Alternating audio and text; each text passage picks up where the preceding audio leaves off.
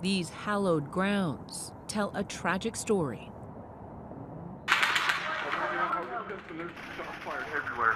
One of uncommon heroism and terror from the gilded tower that looms above. Hundreds of people running everywhere. That fear that this was going to just be the first part of a multifaceted attack. Over the last year, much of that night has remained a mystery. We're trying to get more information now. How and why?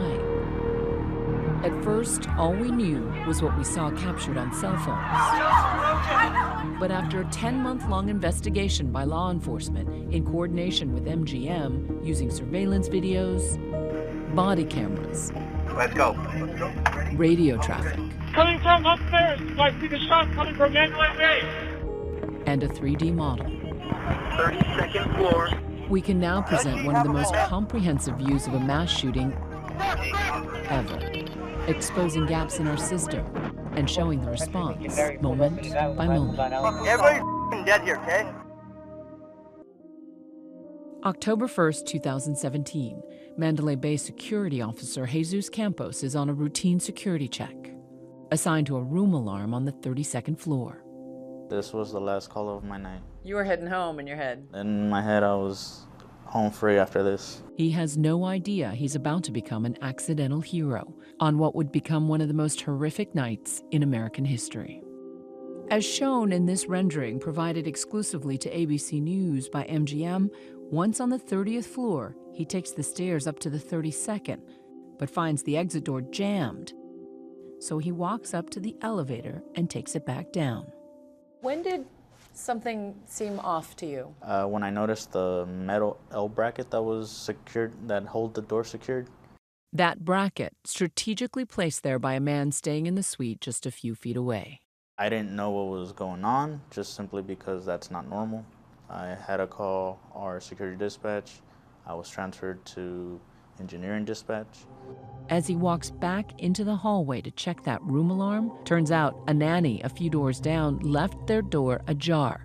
He hears a strange noise coming from that suite. I thought it was drill noises. Like drilling. Drilling. The massacre has just begun. Across the street, just moments before, Jason Aldean had taken the stage in the final night of the Route 91 Harvest Festival.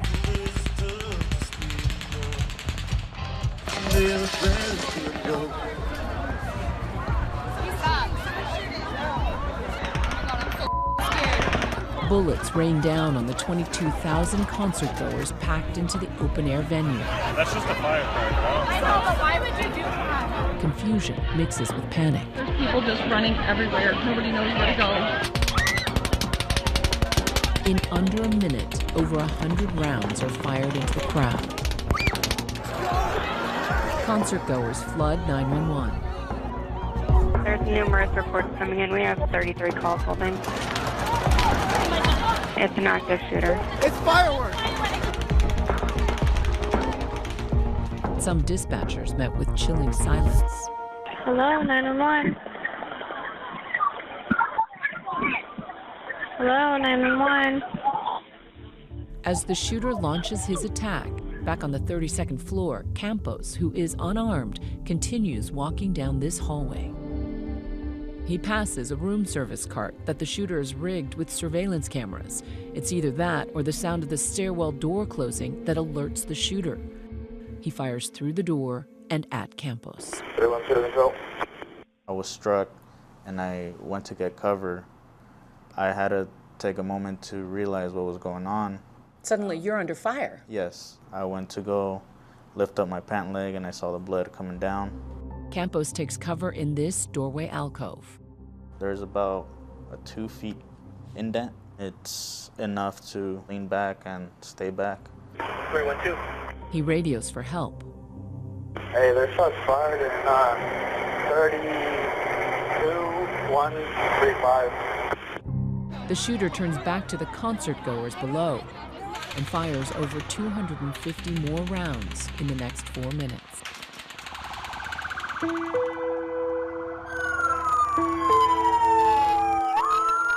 Las Vegas Metro police officers respond to the scene.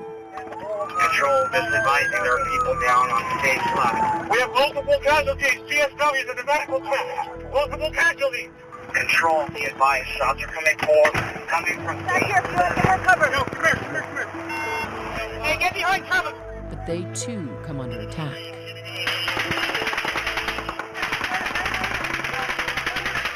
Can you see where it's coming from? No.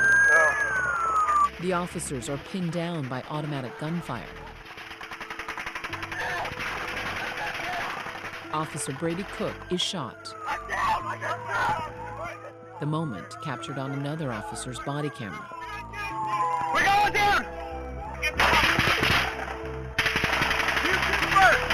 to that wall! Pump that wall! Go! Get over the wall! Wait, what do we have though? Did they say they have them? Two active shooters. The echo of gunfire through the strip leads to mistaken reports of shooters in multiple hotels. Just reporting a shooting at the Tropicana Hotel. At the Tropicana? Yeah. There's been a lot of confusion. We're not exactly sure where the shooting is. Police now concerned this may be part of a coordinated plot. Deputy Chief Andrew Walsh responds to the scene. What sticks with me is that fear, that pain in my stomach that this was going to just be the first part of a multifaceted attack. There's an active shooter, possibly not confirmed, terrorist related, of 3 shooters so far. We're getting reports of shots fired at Newark, New York, shots fired at Tropicana. We don't know if they're diversion tactics or not. Back in the hotel, 2 key moments are happening almost simultaneously. Across the Mandalay Bay from the shooter's position, guards in the security office are getting news of what's happening at the concert. We have an active shooter. We have an active shooter inside the warehouse.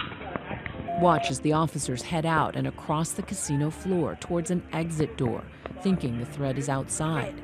Armed units only. Meanwhile, Stephen Schuck, an engineer, is riding an elevator to the 32nd floor in response to Campos's earlier call about that L bracket. Pushing his maintenance cart, he walks out of the elevator and straight into danger. I started to hear the shooting out towards the crowd. Well, I didn't know that at the time. I had no idea what was going on at the time. What did it sound like to you? It sounded like a jackhammer because you never expect to hear something like that. I noticed him. I said, get cover, it's not safe. At that moment in time, there was more rounds being dispersed. Suddenly, Schuck himself is under fire. Something hit me in the back as I was jumping into cover. At the time, I was like, oh, you know, I might be shot. Someone's firing a gun up here. Someone's firing a rifle on the 32nd floor down the hallway. Those men from the security office hear Schuck's alert and hustle towards the elevators. I thought if I don't come out of this hallway alive, I wanted to communicate for Metro and first responders to get up there because this is where the shooter is. Every second that Campos and Schuck are under fire on the 32nd floor is a chance for the concert goers below to flee. We're going to get trampled if we don't go. So all those people had fled in that direction when the gunshots rang out. A lot of people did, yeah. I mean, people Right. went in multiple directions, but not knowing where the rounds were coming from, you know, people fled. For Paige Melanson, running was an agonizing choice. She and her mother were both shot. We rolled her over, and a retired firefighter came over, and he told us that we had to go. He said that if we wanted to live, that we needed to go. I looked into his eyes, and he said, you need to go. So I did. We were jumping fences, jumping walls, going through. We ended up in the Tropicana. Paige and her sister fled, leaving their mom, Rosemary, behind in the care of a stranger. Once I was shot, I fell down. Stephanie and Paige were hanging over me, saying, Mom, just screaming my name, Mom. And next thing I know, my body just floated. Floated up. I could hear the gunfire. I could see everybody. I could see my own body laying down there. The next thing I know, I was in heaven. And I saw my dad and my 2 brothers and my uncle. And it was so beautiful. It was so beautiful. You didn't want to come back. They just told me, it's not your time, Rosemary. You gotta go back. It's not your time. And so next thing I woke up, I was on a gate that they put me on that dragged me to the ambulance. You remember that? Yeah, but only like 20 seconds of it. And then the rest of it, I don't remember nothing. That retired firefighter kept his word, getting her to safety. Come on, guys! Hundreds flood into the nearby streets. Let us walk! There's gunfire! Let us go! Is she shot too? Where they set up makeshift triage wards. I'm going to sit down and you're going to sit on my knee, okay? Okay, he's not shooting anything. I need help over there. Okay. We hanging in there? Okay, I gotta keep that pressure, sweetheart. The situation's so dire, police officers step in as paramedics. You see officers stopping to render aid. You see officers bleeding from bullet wounds. Can you get an ambulance here, like real quick? They're all coming right now. Okay, because she got a gunshot to her lungs. I don't know. Okay, listen. The injured carried away any way they can. Oh my God. Hurry up! Right now, we need your truck. We just need to get people over to the hospital, okay? Okay. Hey, we have room in here. We have room for one in the neck. In the midst of the chaos, police work to keep everyone calm. Hang in there, please. Hang in there. You guys are going to be okay. We'll be back. Started off just like any other normal shift. Brandon was my trainee that night. It was his second night on the job. Rookie Brandon Engstrom and veteran officer Richard Cole were just beginning their graveyard shift when the shooting began. Our sergeant had the radio on. Shots came out over the radio. So immediately he yells at us to go to our cars. Just be advised, it is automatic fire. Fully automatic fire from an elevated position. Take cover. While we're driving there, we can hear every time somebody keys up their microphone on duty, we can hear automatic gunfire. As soon as we show up, it's time to go to work. Tried to help anybody we could right off the bat. Keep going, everybody, keep going. What in the actual? And then that's when we met Frank. He came over to our car and he's carrying his wife, Giovanna, in his arms, and he said, "Help me, I'm a police officer." Get her in the car, help me pick her up. She appeared lifeless. At that point, we obviously knew that this was very critical. Get her in, put her in. Right now. Close that door. 1 Mary 22, I'm at the UM2 with a female with a gunshot wound to the head. I remember within the first 30 seconds to a minute of us driving to the hospital, we heard that an officer had been shot, and Brandon realized that that was somebody he went to the academy with, and I remember him saying, "My buddy just got shot." That officer, Brady Cook, who moments earlier had been pinned down with that team of officers under fire. Like Brandon, it was Officer Cook's second day on the job. That all in itself was tough. All I could think was, we have to get Giovanna to the hospital immediately. And all I wanted to do was help both. Almost there, man, hang on. just driving as fast as we can, and Frank's in the back seat, and he's yelling at Giovanna to hang on. 1 minute, man, 1 minute. Keep talking to her, put pressure on his lungs. Make sure you're doing chest compressions, man. I remember banging on the window, and I hear Brandon in the front. He's telling me to, hey, you know, keep doing chest compressions, and we're almost there.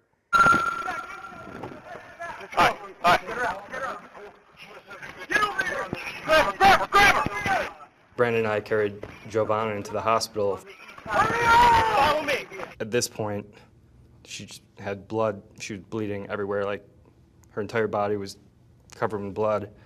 And we carried her into the emergency room, and I just remember yelling, "Hey, I have a gunshot wound to the head. Where do you want her?"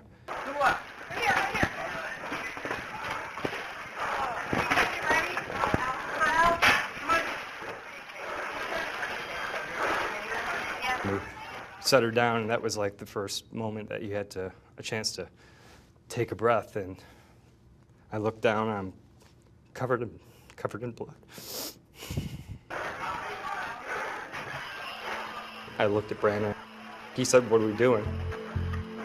I said, let's go. We got to go back."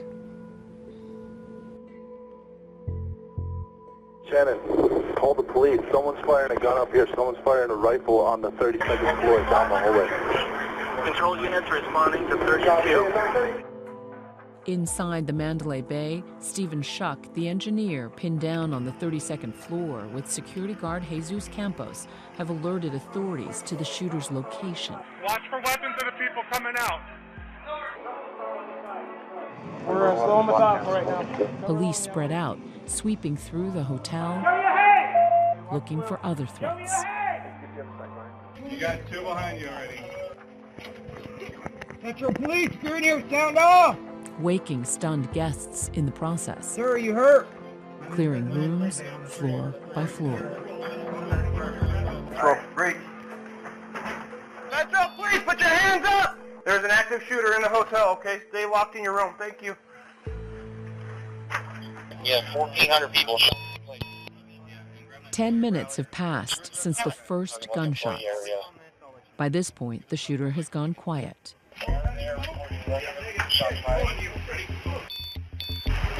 On the 32nd floor, Schuck and Campos escaped to safety as police and security worked to get the guests out of their rooms. One coming down. Coming out. Go, go, go. Run. What is that cart that's in the I don't know. And that's why we're not going any farther. They worry that room service cart is rigged with a bomb. You have police officers on a floor. What are they confronted with? Can they find out if it's a two-story suite or just one? They get close enough to that room. There's wires. There's cameras. What are they walking into? Is that an IED? Is there more than one person? How many people are there? We had nothing. Let's go. Let's go. Ready? I'm moving. Ready? Back. Watch booby traps. There's a car right in front of the room. Cover asses. Nobody comes out of those elevators. You got long? I got shotgun too. Copy, we should be a floor below you. One floor below, a SWAT team makes their way to that stairwell. Shield up.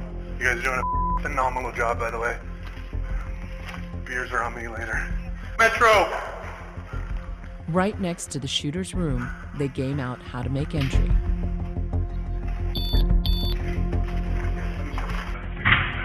They force open that bolted door.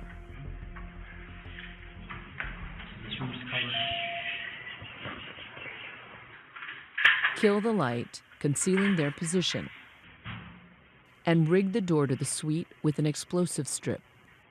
Stand by for breach. Then a warning. Breach. Everyone in the hallway needs to move back. All units move back. Breach.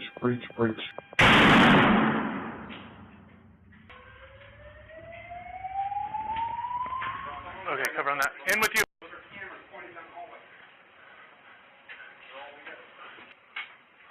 Clear. They find the shooter dead by a self-inflicted gunshot wound. Watch your back. Weapons scattered about. He put cameras up on the peepholes and all that. That's what these wires are. We're doing another breach. Another breach. They prep a second breach to clear the adjoining room. We need the air clear for Zebra 20 to have one suspect down inside the room. In both rooms, over 1,000 gun shell casings and an unimaginable cache of weapons. Over. Guys. Okay, they want done. Guys, everything's okay. He's dead, okay? Just go straight down to the side end and in. Poor lady. Hey, guys! Hey! News spreads across the hotel. They went in, and then the doors were then cleared after that. Anyone dead up there? One down. That's what we heard. Suspect, one down. For the thousands of guests that had been sheltering in place, Excuse me, I'm sorry. relief. We have no control over the actions of evil people, but we're here now. Thank you.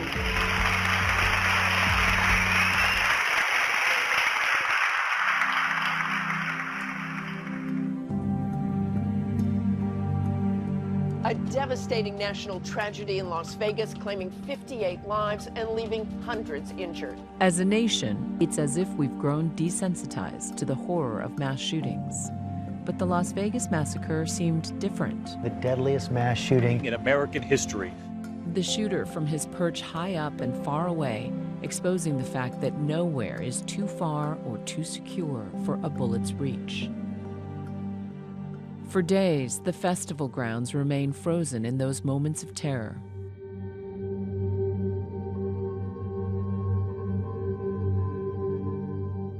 As authorities work to calculate the totality of the disaster. It's hard to comprehend what happened, even to this day. The final toll, staggering. 58 dead, over 850 injured. The deadliest mass shooting in modern American history. After the shooting, we went back, and then our next job was to clear the concert grounds and look for anybody who was still alive and hiding. And then after that was done, our job for the rest of the morning was actually standing over some people who were passed away over until the coroner could come and pick them up until about 8 in the morning. Later that morning, they head back to the hospital to check on Officer Brady Cook and that young woman they had carried in. I said, let's go down to trauma and see if we can get the name of the girl that we brought in. I thought for sure that she probably didn't make it. And then we talked to a nurse, and I said, hey, we brought this girl in last night. She was, oh yeah, I remember her. And they said she's up on like the 3rd or 4th floor in the ICU, and I was stunned that she was still alive. We went up to the neural ICU and saw her laying in.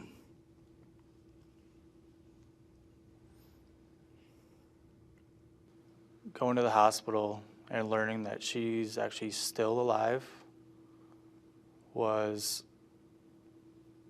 kind of like sunshine to a dark day. I saw it in their face that they were hurt by this, and they could, and I kept telling them, hey, be proud, you guys got my wife here. For Frank and Giovanna Calzadias, their swift actions meant the difference between life and death. There's nothing but love for those two guys. Yeah, for sure. I'm speechless. I don't know what words to say to them, that I'm grateful. They saved my life.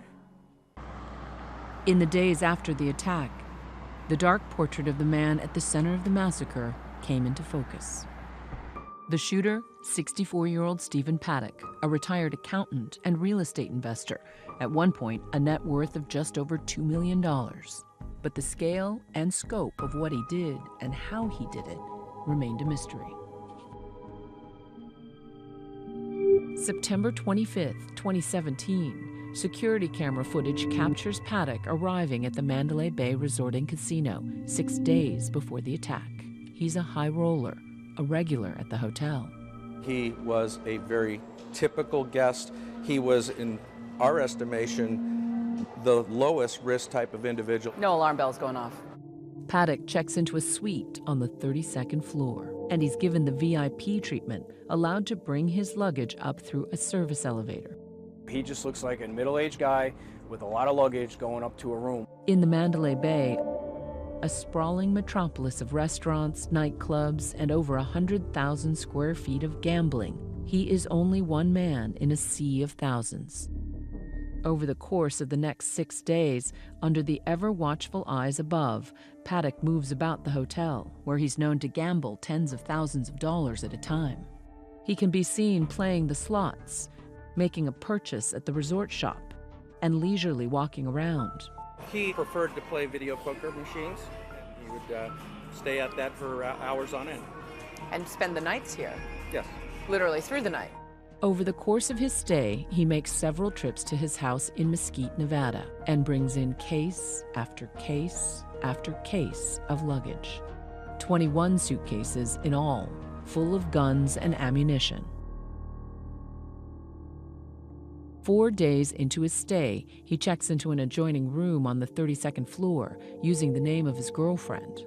Authorities say he'd already wired $150,000 to her in the Philippines.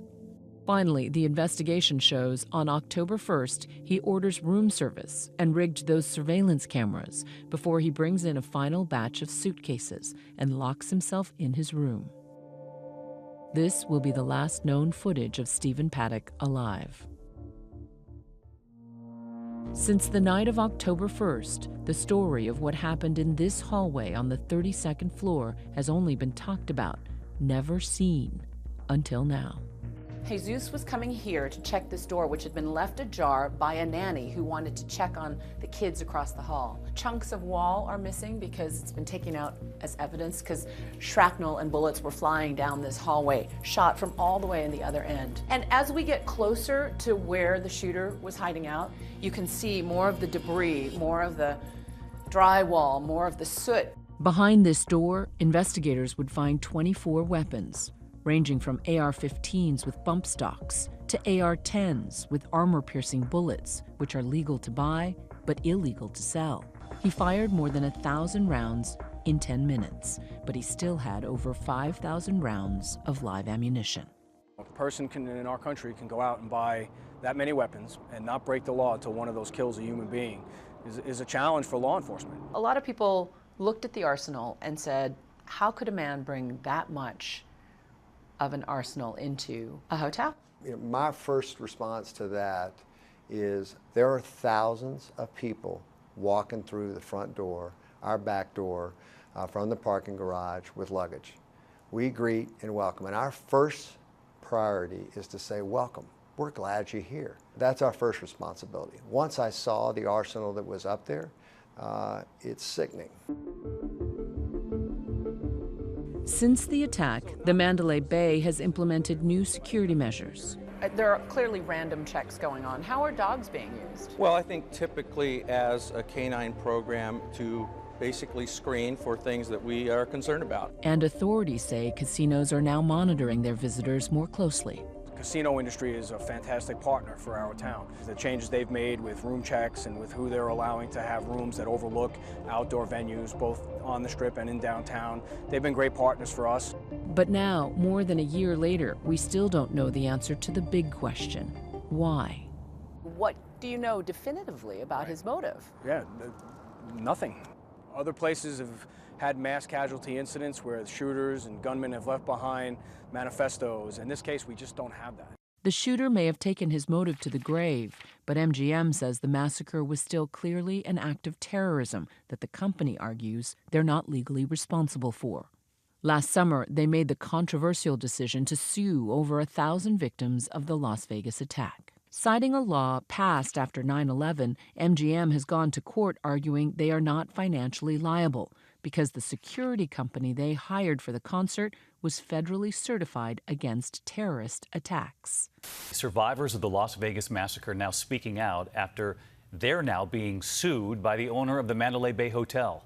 The company, aware of the backlash, says that MGM's lawsuit is simply a legal maneuver and not meant to be an insult to those who were injured or killed in the attack. You've got hit with a lot of negative headlines in the past few months. What do you want the public to know? Well, I think the main thing you want us to know is that this is a small city and it's a big family. The community depends on Mandalay Bay. We're a community serving a community. And so that is our focus. We can mourn what's going on, but we want to work together to look to the future and that there's hope. The lawsuits are currently suspended while MGM and the survivors involved are in mediation. Survivors like Rosemarie Melanson and her two daughters, Stephanie and Paige. It has been such a year for you guys. We first talked to the Melansons last year, just a few days after the attack. They say it grazed about an inch or so deep. Paige was shot in the arm, but her mother Rosemarie's injuries were far worse when Paige and her sister were forced to leave her in the care of a stranger. Tell me what that bullet did to her body. Well, it came in from the upper right chest, and then it went sideways, and it severed where the esophagus meets the stomach. It broke some ribs. It tore through her intestines, but hit her liver, her spleen, and then when she was on life support in that first week, she was going into kidney failure as well. My mom's always been there for us, and so her not talking back to us, that was the hardest part for me. As part of their own healing process, the Melanson sisters relied on the Las Vegas dance studio they own. Dance has always been an outlet for us, and whether we're happy, those emotions come through. If we're upset, those emotions come through. That is our way to express ourselves. You're broken down and tired. On her first day back to work after the attack, Paige let those emotions lay bare through dance.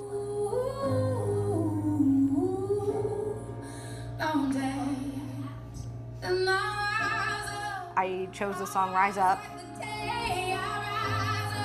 It just felt so good to move again and so good to interpret, what I had been feeling over the last 3 weeks. What were you feeling in that moment? Relief, because doctors had said that, it was going to be a long road, but my mom was going to make it. Okay, going downstairs. After nearly a year spent in and out of the hospital, Rosemarie is heading home for good. We're gonna miss you, girl. Everywhere else. We want you to take care of yourself. So yeah, you can take your bath again.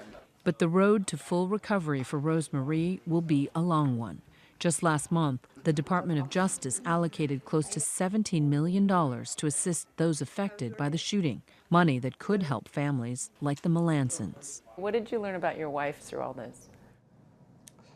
Well, how resilient she was, how strong a person she was. What did you learn about yourself during all this? That I'm stronger than I thought I was.